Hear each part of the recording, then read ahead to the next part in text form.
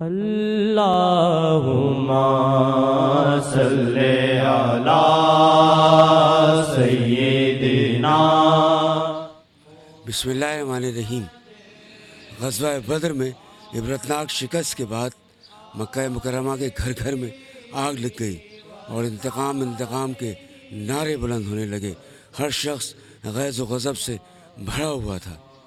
انہی میں ایک شخص تھا عمیر بن وہب، جس کا بیٹا بدر کے قیدیوں میں شامل تھا اور مدینہ منورہ میں مسلمانوں کی قید میں تھا۔ ایک دن عمیر بن وہب قریش کے ایک سردار صفوان بن امیہ، جو رسول اکرم صلی اللہ علیہ وآلہ وسلم کا جانی دشمن تھا، اس کے ساتھ بیٹھا ہوا خانہ کعبہ میں حتیم کے اندر بیٹھا باتیں کر رہا تھا۔ عمیر نے کہا کہ خدا کی قسم، اگر مجھ پہ بہت سارا قرض اور بچوں اور گھر بار کی ذمہ داریاں نہ ہوتی تو میں مدینہ منورہ جاتا اور محمد صلی اللہ علیہ وسلم کو نعوذ باللہ قتل کر دیتا۔ بس پھر کیا تھا؟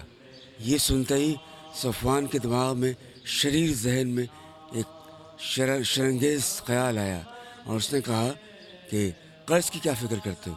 تمہارا سارا قرض میرے ذمے ہے، میں ادا کروں گا، اور رہ گئے تمہارے بیوی بچے، اگر تم کو کچھ ہو جاتا ہے تو ان کا تمام ذمہ داریاں میں اپنے اسی طرح اٹھاؤں گا جیسے اپنے بھائی کے گھر والوں کی اٹھاتا۔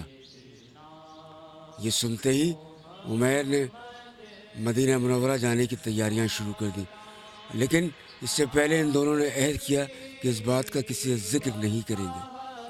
عمیر نے اپنی تلوار کو زہر میں بجھانے کے بعد تلوار کا ہلکا سا زخم بھی دشمن کے ہلاکت کے لیے کافی ہوتا ہے، اور اس نے اپنی اونٹنی کو مدینہ جانے کے لیے تیار کیا، رخت سفر باندھا اور مدینہ منورہ کی جانب چل پڑا۔